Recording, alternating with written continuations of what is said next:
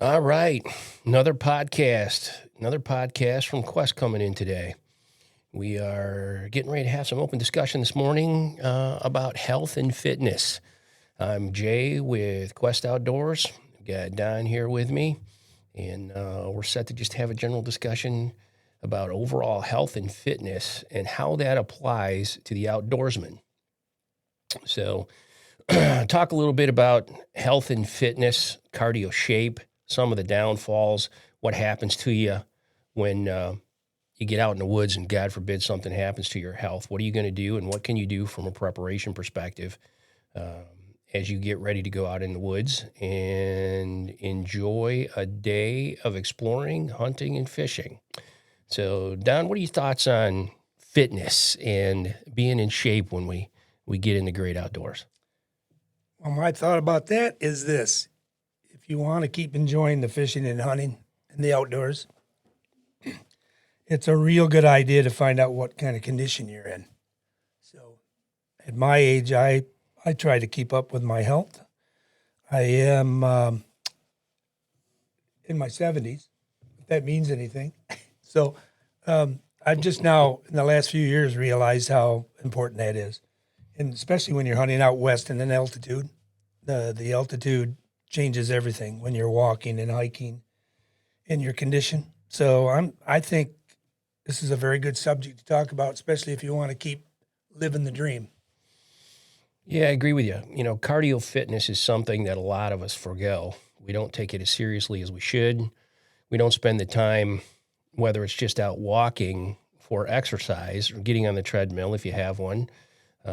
Nutrition's also another factor there too, but I think a lot of people don't realize how significant health and fitness is. You get out in the woods and you get a long way away from your vehicle.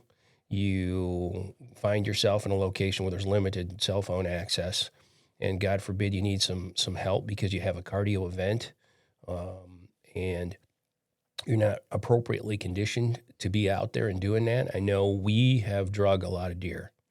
And when you talk about, taking quote unquote dead weight, which is what it is, and you start dragging it down through the woods, it gets significant really, really quickly. If you're a heavy smoker, if you're not in good shape, you don't have that cardiovascular training behind you, you don't have that good health behind you, it can get scary pretty fast. Yeah, absolutely. I mean, I usually work out every day if I have time. Sometimes I don't have time, but I usually exercise every day. I like to stay very active. Part of my exercise that I get is actually going out in the woods, right? Taking stands down, putting stands up, and of course, scouting, shed hunting, all of that stuff involves exercise. And that's really where I like to get my exercise, at least my cardio. Fishing all summer long, we stay extremely busy. We're out at least 3 days a week fishing on Lake Michigan. And so we're up early. Breakfast is important for me, especially if you're a type 2 diabetic, which I am. So I keep an eye on all of that. And salmon, for example, very good meal for you to eat. You can put salmon on a lot of things. You can put salmon on pasta. You can put salmon on rice. You can just eat salmon umpteen different ways. Good healthy and food. Any fish, right? Walleye, we like all of that. And venison, absolutely extremely good for you. Very lean, and you have to acquire a taste for it. I used to eat venison quite a bit, but I got off from it, and now I'm back on it again. Now I'm wondering if I have enough venison to supply my need. But yeah, that's all important. And safety too. You get out in the woods. If you're not feeling well and your health's not all that good, and you're climbing up and down out of trees, and you're getting in and out of boats, and you're getting excited. Excitement, adrenaline, right? Is changes sure. your health. Yeah, it sure does. I know from my perspective, I recently had a bout with my blood pressure, and that snuck up on me. I knew I had high blood pressure for years, decades, but nothing that was serious until I experienced an aneurysm in my eye, lost my vision in my left eye, And then at that point, you start taking things really serious. And I can tell you from my perspective, eye-opening experience, life-changing experience. Go in and get an eye exam and get the MRI and all that, and find out that I've had 16 of them in my eyes. And you start thinking about what that would be like had I not known that and experienced that out in the wilderness while I was dragging a deer. And God forbid I'd be out there by myself and something like that happens. Overcoming that might not be a path for success or longevity for sure. So back to the whole point here. I run every other day. I do 1.5 miles. I run on the treadmill. And I try to, while the winter months are here and it's icy out, I try to maintain that. I weight train and interval train in between that. So every other day I'm weight training. Every other day I'm on the treadmill. And the overall goal in my capacity out in the world, fitness is critical. When I'm providing security or doing executive protection for people, I've got to be able to roll with guys that are half my age at least. I got to be able to maintain some composure. I've got to be able to stay in the fight, and survival skills are critical, but that also plays a role here as we look at getting out into the woods. And you get that 150, 200-pound deer and you start dragging it by yourself, and you realize that you're 1.5 miles away from your vehicle. That could be a game ender. Yeah, I mean, dehydration, that's another thing. Got to remember to drink, especially when you're out west. It's very dry out there. It's the altitude makes you thirstier. And so one of the things I do when I'm preparing to go out west, for example, to the western states where you're up 7,000 feet to 10,000 feet, is I do a lot of climbing.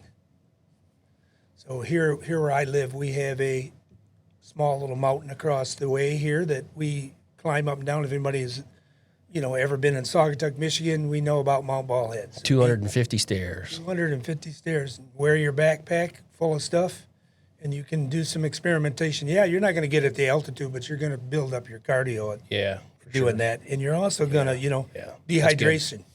Drink plenty of fluids. Yeah, for sure. We I remember years ago we were dragging a 6-point that I had shot, and we didn't have far to drag it, but we had a little bit of a hill that we had to go up in the process of getting that thing out of the woods. And man, I'll tell you what, just the taxation on my constitution was unbelievable, and it really made me realize if it's not a deer, let's say it's someone you love, and you have to get them to some form of aid or something like that, carrying a human being or dragging a dead weight corpse, if you will, such as a deer. That's something that most people don't condition themselves for. Right. I can tell you a quick little story. I don't know, it might not be quick, but I'll tell you a little story. So, let's see, 3 years ago now, we were in New Mexico elk hunting. And I had my stepson with me, who is a marathon / long distance runner. When I say he runs long distance, he runs 100-mile races, 200-mile marathons, 24 hours. So this guy's in shape, right? I mean, he is really in shape. So I shot an elk. And this particular incident was not a deal where we were cutting it up and packing it out. We were close enough to the 2-track that the outfitter used to just get it over there, whole, right? So a whole elk, I have never dealt with. We've always cut them up and packed them out, right? So we get everybody over there, the guide, me, and Adam, my stepson, and get it field dressed and get it ready to take out. So I had a fall harness because I was in a tree stand. I was hunting a water hole for these elk. And I said, let's just take my tree harness, safety harness, hook the safety strap to a rope, and Adam, you drag, and I'll get the back end, and the guide can help you with the front. So we had like 200 yards to go, maybe not even 200 yards, around some trees and things like that. By the time we got down to the 2-track, I'm cutting to the chase here. By the time we got down there, Adam looked at me and he said, wow. He said, that was not pretty. That was pretty strenuous. So you don't know what happens till you get out in the real world. Till you get out hunting, and that's when you actually find a lot of this stuff out. And so, a good example, what you don't want it to do, you don't want it to happen to you when you're out there. That's what we're trying to stop. Yeah, that's a fact. The preconditioning is critical for anybody that's going to get out, and it doesn't matter what age you are. Your cardio health is critical. If you're gonna get out, you're gonna get into the elevations such as hunting out west for big game, or you're going to get up in the Upper Peninsula of Michigan. Yeah, just drag a deer. Where it gets up and down. I know we've had, we were hunting years ago. You and I were up in the Upper Peninsula hunting years ago, and way back in the woods, way back in the old cedar swamps back in there. And I was up on this rock ledge, and I'm looking out across the rock ledge about 250 yards away from me. I see blaze orange coming across the clear cut down in there, and I couldn't believe it. I couldn't believe it was another human being out there. Yeah, right. So I get my binocs and I put him up on him. I'm looking at him, and I can see his hat's off and his gloves are off.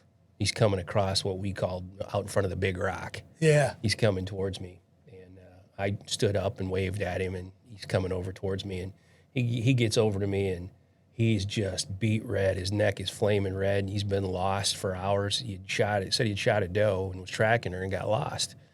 Was over on one of the access roads into the logging area. That was way over on the other side of where we were at. He had no idea what direction he was going.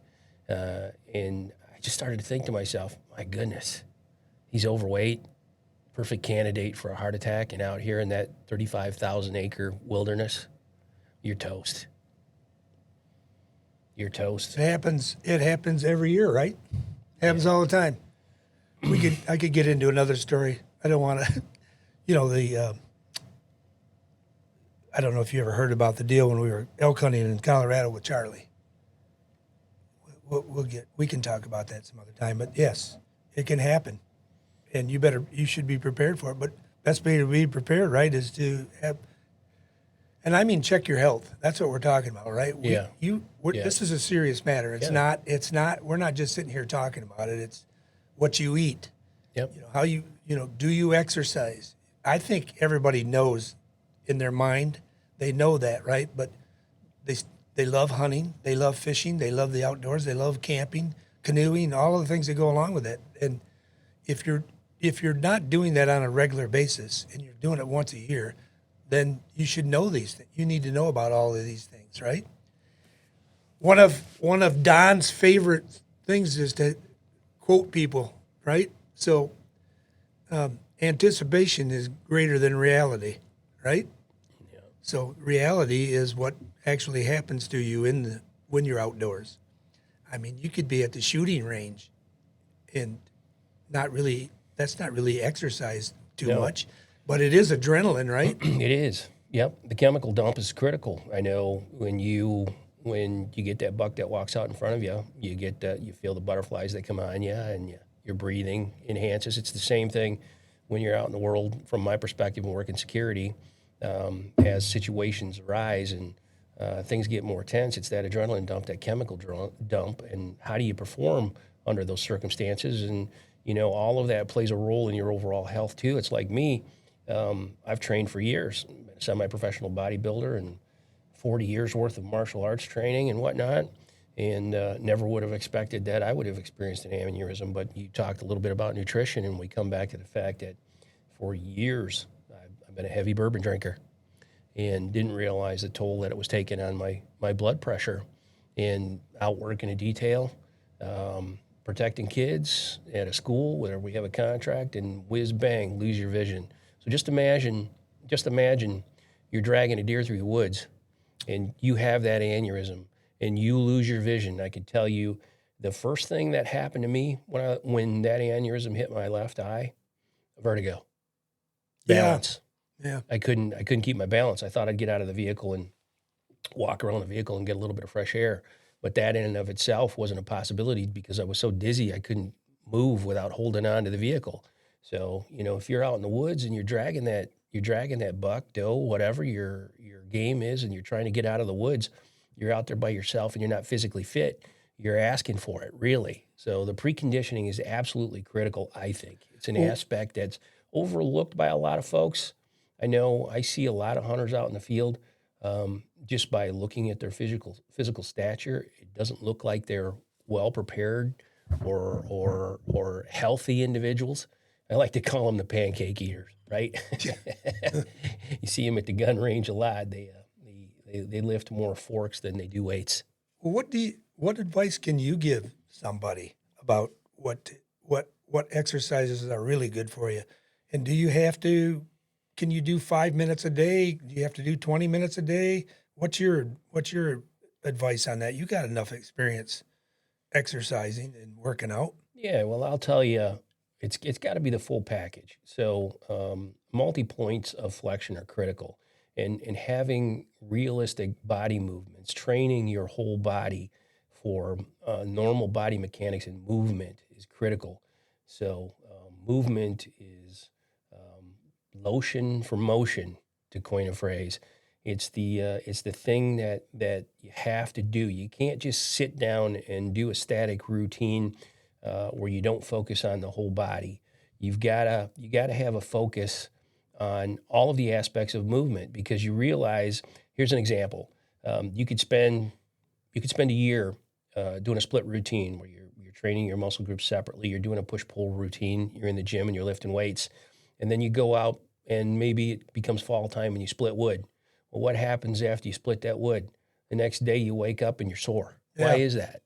Because of the secondary and tertiary muscle groups that you're incorporating into splitting wood. Those are things that someone doesn't train all day, every day, in a week's time or a month's time, and you wind up having atrophy as the byproduct of it. So when we're talking about multi-points of flexion and we're talking about full body movement here, that's the critical aspect of training that's overlooked.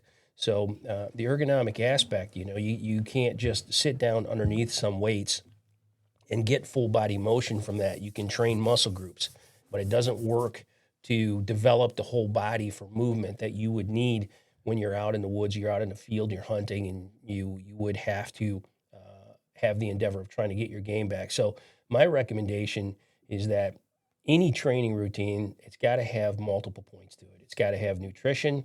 So 65% of your overall health is your nutrition. And that's just a fact. The remaining 35% is a combination of weight training and cardio. So you have to mix it all together, but there's a lot of truth in you are what you eat. Well, have you changed that since as you got older? Yes. And is that important too? I have. So I'll tell you, having blown out my shoulders, lifting heavy weights, benching 495 pounds, and leg pressing 1,700 pounds, all of that's been hard on my joints. And as I age, I can't continue to do that. Yeah. It's not a path for longevity. It's a path for your hip replacement, your knee replacement, your shoulder replacement. That's what you wind up finding yourself in. So what I do these days, I train a full body. I have a full body routine that I do. I use dumbbells for it, not fixed weights, because of the secondary and tertiary muscle groups that get into it. And I train opposing muscle groups every other day. So I'm doing a push-pull routine every other day. My legs are incorporated into that. And then every other day, every other off day, I do the 1.5 mile run on the treadmill. So I keep my cardio up. And I'll tell you this, one of the value adds that I've found over the years, the more cardio I get, the better I get with my cardio health, the better my lifts are, the less exhausted I am when I'm weight training. That's been a fact. It's been really noticeable. And again, these days, lower weights, more focus on multi-points of flexion, and a little heavier focus on cardio. I'll tell you, from when I went through this whole blood pressure thing and this aneurysm, I found out right off the bat that my blood pressure came down after doing my 1.5 miles by 10 to 15 points. So that's significant. That's significant in keeping your health and the impact right away that cardio has on your overall well-being. So my recommendation to everybody, focus on the full body. Get moving. Move the whole body and get yourself some cardio and make it a regular part of your weekly routine. So It's got to be a lifestyle. Yeah. So you're working in the cardio, your workouts in with what you eat. Yep. versus exercise and weight. Yes. Not just not because we may be talking to some people who want to actually control their weight or lose weight while they're getting exercise. Yep. So you're working out on the treadmill. Yep. And like me, I have a different view on running. Treadmill, I think, is a lot better than running down the road. Oh, for sure. Because Easier on of your joints. Because of the amount of pressure you put on your foot every time it hits that pavement. And knees. And knees. So, and I ride bike. Yeah, it's That's good too. another thing that I like too. We mountain bike. We mountain bike Sorry. a lot. We mountain bike a lot, and we get out and we put miles on. We put significant miles on mountain biking. Sorry. And that's pretty good for the cardio too. So both my wife and I will backpack up, and then we'll do a 15 mile mountain bike ride. We got great trails. Michigan's got great trails for such a thing, and that's my summertime exercise outdoors. You get your good cardio that way. You sweat out a lot of the contaminants in your body, and that gets you ready for the fall too as you come into those long hikes. Getting your tree stand out there. And you got to take into consideration the clothing factor too. So, you got to layer up when you go out. You got to be able to strip down and put back on. So you're sitting out there for long periods of time in the cold and you sweat to get out there. So you want to be able to have moisture wicking stuff on you that plays a role in getting that moisture off your body. So when you're sitting out there for long periods of time, 3-4 hours at a time, you're not sitting there freezing to death, because it's hard to sit still when you're freezing. Yeah, it's a huge subject right there. We all know as outdoors people, right? When you work up a sweat, what happens? So you want to. That's what I always do. You can have too many clothes and you can take them off, right? That's my theory. But you can't put them on if you don't have them. Yeah. So I carry all my stuff in my backpack that I need especially when I'm hunting or fishing, so I can add and take off. That's an important factor for everybody to remember. And I think one of the things we'll do too, we'll do kit prep. So as we get into the outdoors, some of our episodes will cover, what gear you should have with you. Say you have to spend the night. Say you get lost. You talk about a chemical dump when you get lost. I've been there a couple of times. One time, you and I up in the great north, and that was a life-changing experience. Panic? Yeah, absolutely. That's an emotional dump. That's an emotional dump when you look over and you just realize you don't have any idea where you're at. Yeah, I mean, panic can set in, accidents, right? Overexposure, lost, all of that stuff. You just gotta, remember, you know how to use a compass, right? Yeah. I mean, there's GPS today. We're all using GPS on our phones, and we're using GPS Garmin units and all kinds of stuff. But still, you really should know how to use a compass, because it don't lie. Yeah. It's always a good idea to take a reading too when you're at your vehicle, where you're at. If you're going to use GPS, if that's going to be something you're going to use, you can reroute yourself back to your vehicle using that. But relying on technology in and of itself isn't always the best thing to do. An analog compass is a really good device to have with you when your battery fails and it's low light and you have no idea where you're at. You want to have some analog equipment to be able to get yourself back to safety, back to your vehicle. Let's try to remember one thing, right? When you go in the woods by yourself or the outdoors somewhere where you're not familiar with, by yourself, tell somebody where you're at. Tell somebody where you're going. That's good. That's critical. Let somebody know, your location. Make sure they got your phone number. And it's always nice to hunt with somebody else or fish with somebody else, because if there is an accident, at least they can help. Those are important things. And I learned that through the years as I've gotten older. Some people I know, some friends that I know, when somebody gets lost, you never know how you're going to get disoriented, right? You can panic, and boy, when panic sets in, lots of stuff can happen.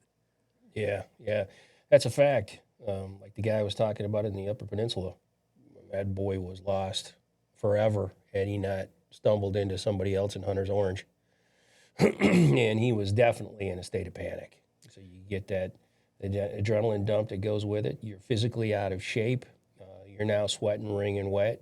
It's 10 degrees, and you got your hat off. I believe that gentleman had lost his hat. And when I walked him out to the grade, he definitely was thankful to God that. Change color, did he? Yeah. Yeah. He couldn't believe how far away from his vehicle he actually was. He was miles and miles away from his vehicle. So physical health is important. It's a critical aspect, one that I think hunters should not overlook. It's the things you do in preparation to get out into the woods that are critical. You know, you can't just charge out into the woods. Well, you certainly can, but it's not a recommended path for success. It's always a good idea to get your prep work done.